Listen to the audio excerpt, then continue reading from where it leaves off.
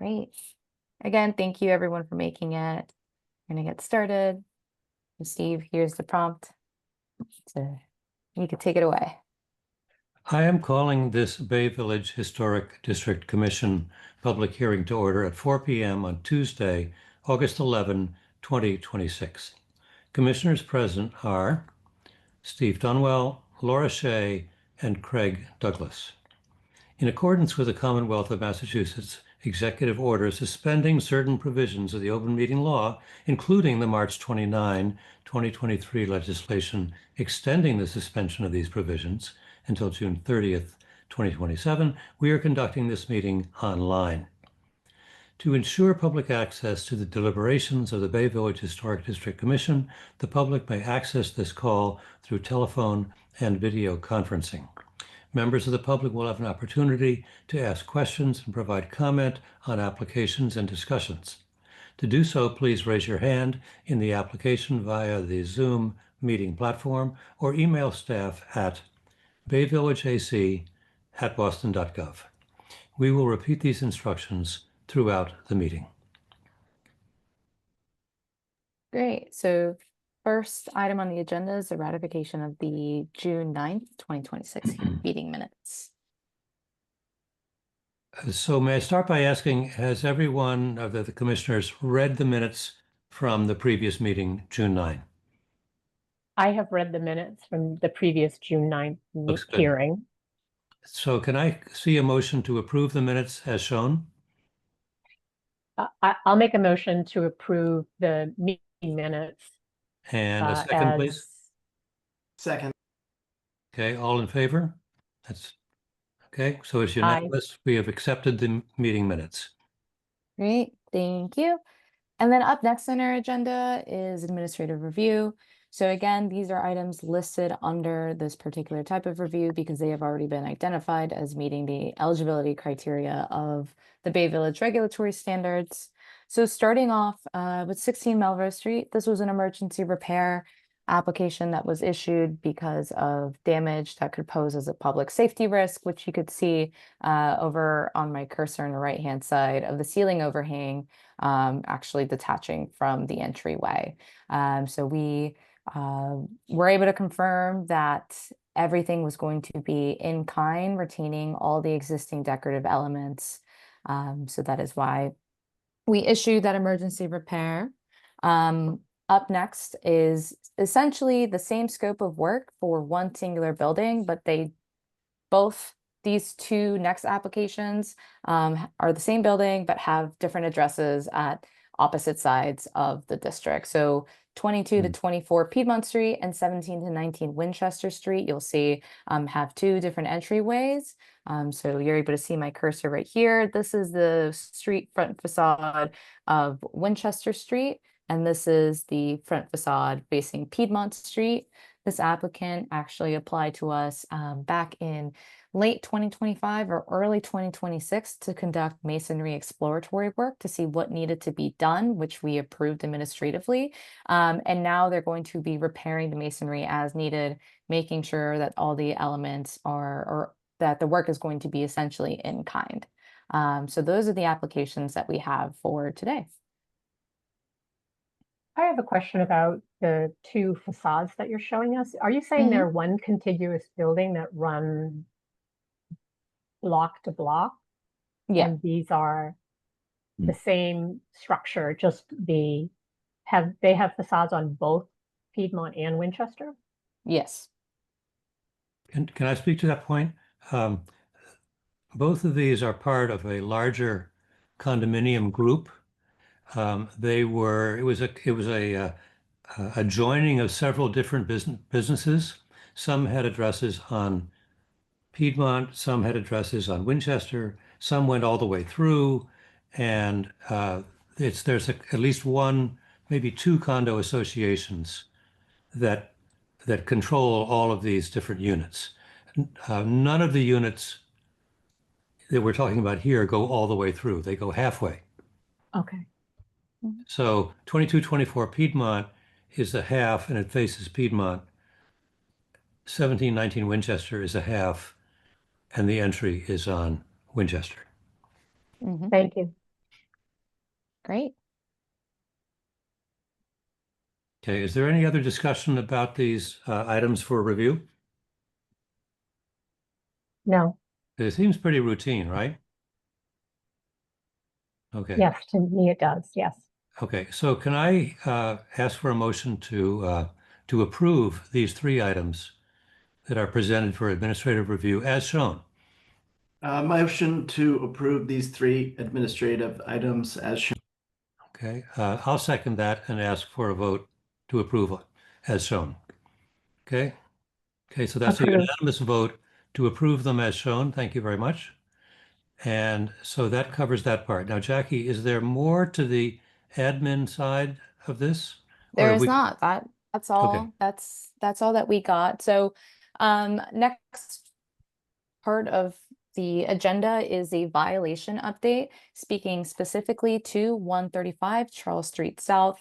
So to those who are attending who are not commissioners, I would just like to say that we are not taking public comment at this time. If you have any questions during the meeting or after the meeting, you can reach out to us at bayvillageac@boston.gov, and I will connect with you to answer any questions that you have, or you can call our office at 617-635-1935.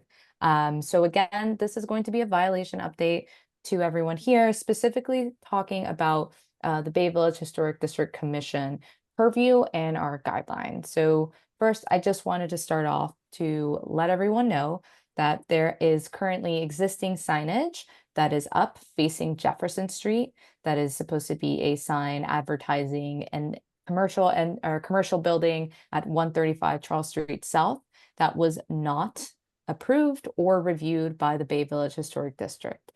So again, this falls within our purview because it is an exterior change.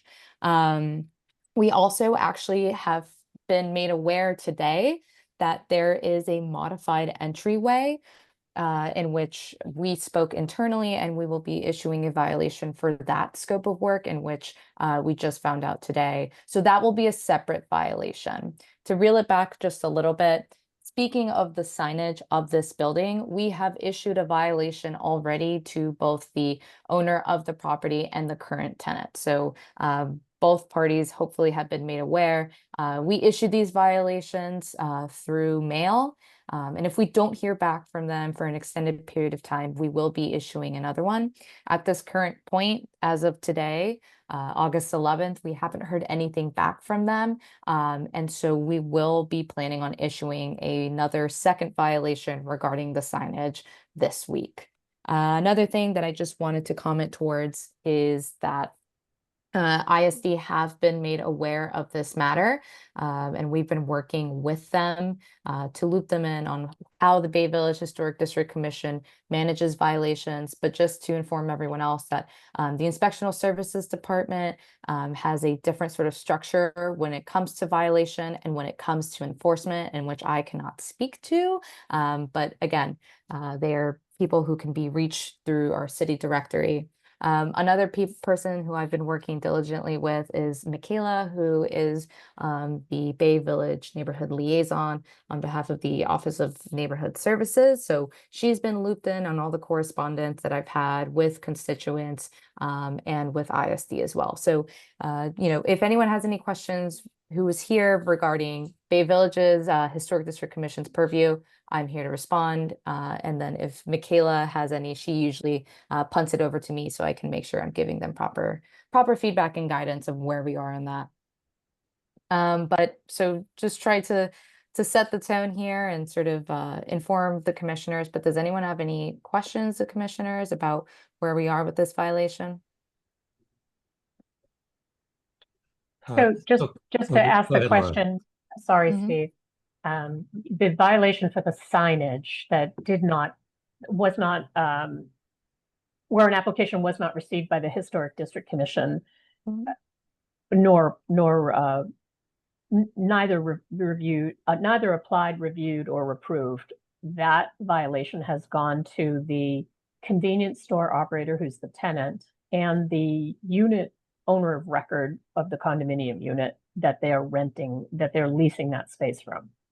Exactly right. So, And then you'll be issuing a second violation for the change to the entryway to the same Yeah. two parties? So to clarify, we have already issued a violation for the unapproved signage. We haven't heard back from the current tenant and the property owner regarding that violation of just the signage itself. So we'll be issuing a second violation. We've been made aware today that there was a modified entryway at the storefront that again we never received an application for, nor have we ever reviewed. So we will actually be issuing the first violation for that scope of work to the property owner and the current tenant as well. So we'll be issuing essentially 2 violations for 2 different scopes of work, and that each of these violations for the different scope of work are at different points in time based on when we've been made aware on that. Right. And so just to follow up on it, please confirm for us the sign, which is on the Jefferson Street side of the building, that the sign is within the historic district and it is thus within our purview to review. But it was put up with no permit, and so that's why we're not seeing it in our queue, because there was no permit requested. So, Yeah, there was right so far? Yep, exactly. So this application, or I'm sorry, this property is located within the Bay Village Historic District guidelines, and that's corroborated by our interactive map that the city of Boston offers to anyone and everyone with internet access, in addition to just a PDF of our map outlining the district boundary. So I can confirm that this application, this property is located within the district, and we have not received any submissions for the Bay Village Historic District Commission's review for any of these external changes that have occurred.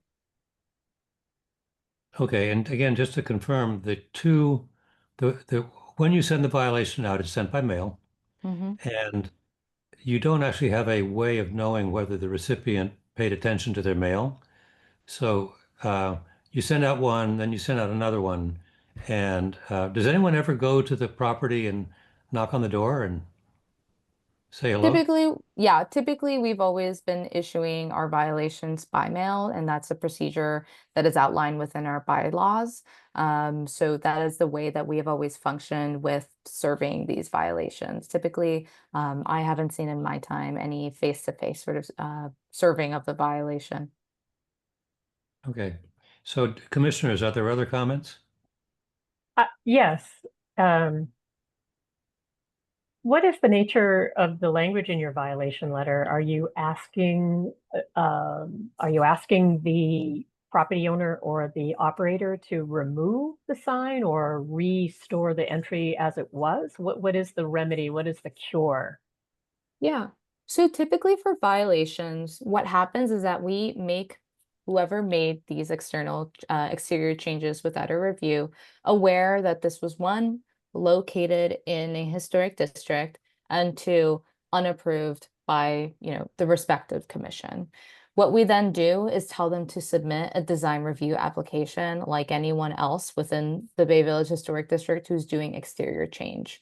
We would then present it to the commission, that application to the commission as a violation. And it would be my duty to work with the applicant to remedy this, let's say, sign, to make it in compliance with the signage language of what's allowed within the regulatory standards. So that's typically that's actually what we're hoping for, and typically what we do when it comes to violations in the historic districts within the city.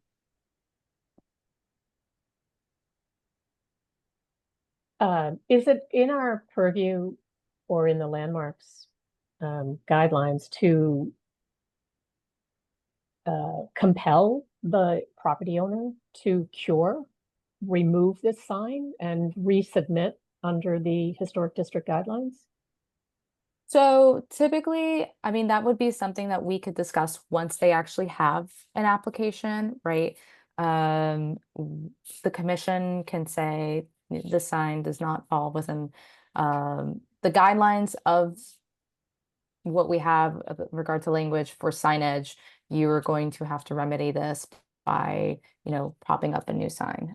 Which again, within that commercial corridor of Charles Street South, we do see signs, right? It is a commercial street. And we do have language allowing signs. It's just a matter of getting that within, compliance of our regulatory standards. So that's something that hopefully we can make known to the applicant, that signs are allowed, but they have to be within, just making sure that it's within their regulatory standards. But nothing to compel them to remove the sign that is in violation right now. It would have to be, again, procedurally, they would have to submit a design review application. And then if a commissioner sees fit, that could be a proviso. But again, we're not really there yet when it comes to submission, because it is all contingent on how the applicant applies, what their nature of the scope of work is. And then, we would work with the applicant to hopefully, not have this sign up. And have it making sure that it is approved and seen and had the feedback by the commissioners for the historic district. Another question then for you, Jackie, is what if neither the convenience store tenant nor the condo unit owner send in an application? Yeah, what if neither of those entities reply to the violation? Yeah, I mean, that's certainly an outcome that I don't think anyone wants on, at least on a staff level and on a commissioner level, and I think on a community level. So we would try really, really hard to make sure that that doesn't happen. And again, we're working with ISD on this matter. We've looped in Michaela, who works for the Office of Neighborhood Services, to just make sure that we remedy this matter. So I would like to think that this wouldn't be the case, but so again, we're going to try really hard to make sure that that's not the outcome. And again, we're working hard with the community. We've heard a lot of constituents reach out to us. So I, on a human level, haven't thought of that as an outcome, because I'm hoping for the best here. Yeah, I think I have one more question, if you'll allow it. Sure. Is ISD aware of the entranceway modifications? Or is only Landmarks aware of that at this point? That I am not aware. I don't really know. Again, ISD, Inspection of Services Department, there have a lot of people working hard and diligently all around the city. And so I don't know how informed they are in the entire scope of work when it comes to our knowledge of what has happened with the alteration of the entryway. That is something that we found out today. Thank you. Of course. And then any other questions? I'd be happy to answer them. I have a follow-up on this. The sign, the egregious gambler sign, is on the Jefferson Street side of the building, and there has never been a sign in that place before. So this situation involves a sign cropping up in a new place.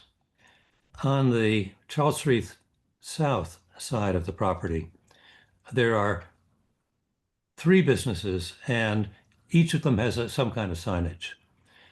On one of them, where the dentist's office is, we got involved with their sign. They came to us, we had discussions, there were revisions, and we talked about the typeface and how large, and I think it's what's called a blade. It sticks out a little bit. And so we were kind of hoping that we would be able to get consistent signage along that whole facade for all 3 businesses. Well, we never actually achieved that goal. The florist, Bonnie, has kind of put us off for a while. And the skate shop, which is now the convenience store, has been like not involved really, or like unengaged, you might say. So I just wonder how we're supposed to think about the notion of a completely new sign, a rather large sign, showing up in a place where there never was a sign before. And you could say, well, it's on the commercial street, but it's actually on a side street, Jefferson. It feels like the main street because it's very prominent, but that's only because a nearby building is missing. Can you kind of help clarify that for us? What if just Joe wants to put a sign up? So what I can say to that is when it comes to signage, right? And when it comes to, let's say, in a different world, there was no existing signage at this new space, and they actually submitted a design review application where we could review signage. You know, me as a preservation planner working on the design review team, we would make sure to take into consideration the existing conditions of that commercial corridor. I think that the other property, which serves as a dentist office, serves as a really good model as to how we could treat signage on that street and in that specific area. And I think, we take things on a case by case basis, depending on what kind of commercial storefront is there and everything like that. But I would like to say on a fundamental level, we would want to see some sort of consistency on that commercial side of the district, right? So when it comes to, hopefully when they do apply, I think we would approach it with that way, right? Of saying, hey, this is the existing sort of types of storefronts that we're seeing. This property right here, that is a dentist office, serves as a model for signage that is compliant with the guidelines, that has gone through the commission, and we would work with them really hard to make sure that it's consistent with what the district requires for commercial properties and specifically commercial signage. So I understand that the location of it is also a concern, and it is a concern that we would also approach with the sensitivity and with the regulatory standards in mind. Okay, thank you. Great, of course. All right, well, Other questions? Craig? Nope, I have no questions. great. Well, again, thank you all for your diligence and checking on this on a staff level. I can say that we've received a numerous amount of emails regarding this violation, and we're working really diligently on this. Again, our scope of work and the scope in which we can approach this matter specifically falls under the Bay Village Historic District guidelines. I know that there are other city agencies that may be involved and their purview might be relevant to this matter, but again, that is an issue that would fall more alongside with them, and they could speak more to that than I can as someone who works in the Office of Historic Preservation. But rest assured, we're working on this. We wanted to put it on the agenda because we know it's been a concern of the community. And again, any other questions that anyone has, feel free to reach out to our office, and I would be happy to reach out via email or even speak on a phone. But with that being said, staff updates, there's nothing much else other than, we know and we're aware of this violation, and we're working really hard to just make sure that all of the approvals and everything that's going on within the district falls within what we've approved. I do make some site visits. That's part of my job. So making sure that everything's lining up with what we've approved. But other than that, I have no staff updates at the time. Yes, Laura. Last month, there was a staff update that there was a nomination for one of the open historic district Yes. commissioners. Is there an update on the nomination? I do not have an update on the nomination. Hopefully, when I know more about it, I can provide more information about that nomination. But rest assured, our office is working on it when it comes to commissioner appointments. We know that Ann Kilgus, she's served this commission for a very long time, and we're forever grateful for her. And our office is looking hard and working on getting a seat filled. Thank you. Of course. All right. Seeing that there's nothing else, that reaches the end of our hearing. Again, thank you, commissioners, for making it. I appreciate it, and hopefully we'll see each other soon. And I'll make a motion to the other commissioners that we adjourn this meeting. Second. In favor? Aye. Okay, we're done. Thanks a lot, folks. Great. Thanks, Thanks, everyone. Jackie. Thanks, everyone. Bye. Okie dokie. Thank you.